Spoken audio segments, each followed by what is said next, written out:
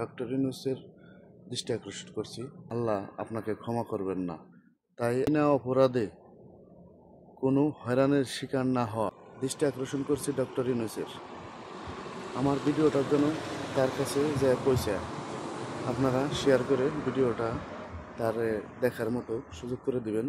আমি মানিকগঞ্জের ছেলে, ৬৬টা জেলার ভিতরে মানিকগঞ্জ আমার ঠিকানা। তো একটা অনুরোধ দরদি করতে চাই আপনাকে, সেই জিনিসটা হলো বাংলাদেশে বর্তমান সরকার আপনি। আসসালামু আলাইকুম ওয়া রাহমাতুল্লাহি ওয়া বারাকাতুহু। গাছ লাগান, পরিবেশ বাঁচান। আমি মানিকগঞ্জের ছেলে, ৬৬টা জেলার ভিতরে মানিকগঞ্জ আমার ঠিকানা। তাই আমি একটা কথা বলতে চাই, দয়া করে ডক্টর ইউনূসকে, আমি একজন প্রবাসী, তো প্রবাসীদের প্রতি সালাম এবং ভালোবাসা। তো সবার যদি ভালো লাগে তাহলে আমি ধন্য হব। করছি আমি ডক্টর ইউনূসের দৃষ্টি আকর্ষণ, যেন আমার এই ভিডিওটা তার কাছে পৌঁছে যায়।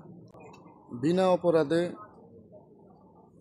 যেন বাংলাদেশের একটি মানুষও জেল না খাটে বা কোনো ধরনের হয়রানির শিকার না হয়। আমি বলতেছি ডক্টর ইউনূস কাছে আমার এই ভিডিওটা যাইক, সে যেন আমার কথাগুলো বুঝতে পারে। আমি মানিকগঞ্জের ছেলে, মানিকগঞ্জ আমার ঠিকানা।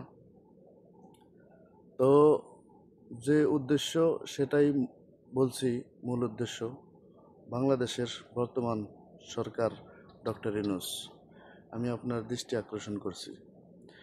আপনি দয়া করে এদিকে একটু খেয়াল রাখবেন যে বাংলাদেশের কোনো মানুষ আপনার জন্য হোক আর কারো জন্য হোক, কেউ যেন বিনা অপরাধে কোনো হয়রানির শিকার না হয় এবং জেল না খাটে বা যে কোনো ধরনের হয়রানির শিকার না হয়। সে যদি হয়রানির শিকার হয়ে আপনাকে যদি কোনো অভিশাপ দেয়, তাহলে কিন্তু আল্লাহ আপনাকে ক্ষমা করবেন না। তাই আপনাকে দয়া করে বলছি, এদিকে একটু খেয়াল রাখবেন। যদি আমার কথাগুলো ভালো লাগে সবাই শেয়ার করবেন। শেয়ার করে ডক্টর ইউনূসের দৃষ্টি আকর্ষণ করছি, সে যেন দেখতে পারে বা আমার কথাগুলো যেন সে বুঝতে পারে। আমি জানি সে অবশ্যই, আমার বিশ্বাস, আমার কথাগুলো বুঝতে পারবে। আমি মানিকগঞ্জের ছেলে, মানিকগঞ্জ আমার ঠিকানা। ধন্যবাদ সকলকে। আসসালামু আলাইকুম ওয়া রাহমাতুল্লাহি ওয়া বারাকাতুহু।